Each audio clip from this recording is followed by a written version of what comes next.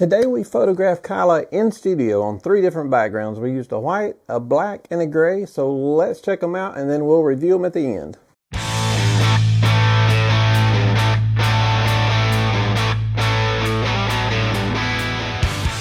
I think Kyla did just a fantastic job on those pictures.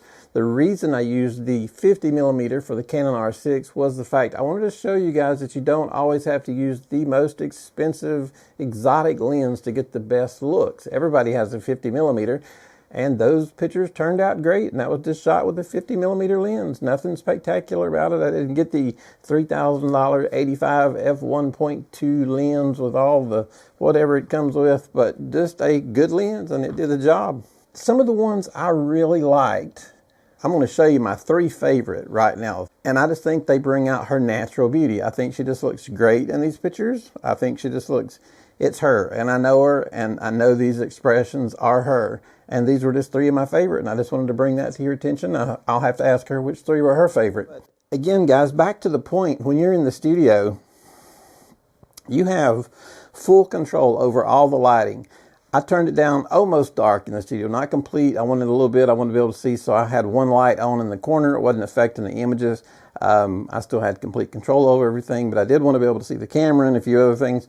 But it's nice to be able to have full control because I do a lot of outside shooting and I forget how nice it is to come inside and have complete control. I don't have to worry about the sun. Is the sun in the cloud? Is the sun out of the cloud? How bright is the sun? Where's the sun at? So, you know, when you're shooting outside, you guys know what all comes along with shooting outside. And when you're inside, it just seems so much easier when you're shooting inside and you have control of everything.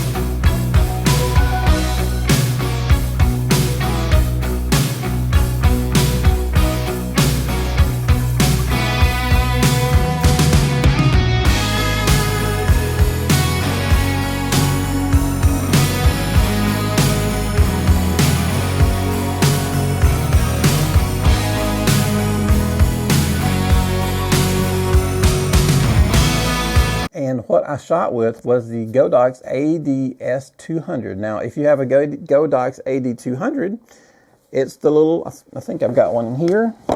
I do not. That box is empty. It's just their long little flash, but it connects to a rod. It connects to an S200, and it's a light stick, and it puts the light out at 360 degrees. You don't have to use a soft box. It just throws out light everywhere. It's really soft, and I put a clip on the back to directional point it at her, so she had like 180 degree light coming at her in all directions. I think that that is just beautiful, and I do not understand why it hasn't caught on more than it has. You do have to have the AD-200 to be able to use it, but most everybody that has the Godox AD-200, most photographers have them, and if you have one, go ahead and spend a few $100 extra and get this light. I only used one light. I didn't use 2 lights because I had that light and it was throwing light everywhere. I didn't need 2 lights.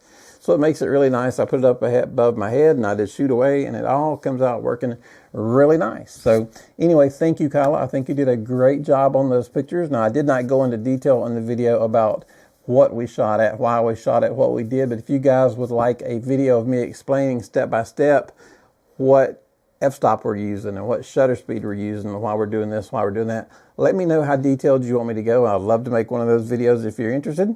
So anyway, if you have any questions, let us know down at the bottom. And if we're helping you out, give us a thumbs up. And if our videos are helping you out, hit that subscribe button. You guys have a great day. Thanks. Hey guys, I just want to take this second of your time. If you guys would please hit like and subscribe, it would go a long ways toward helping our channel and help us keep making these videos. Thank you.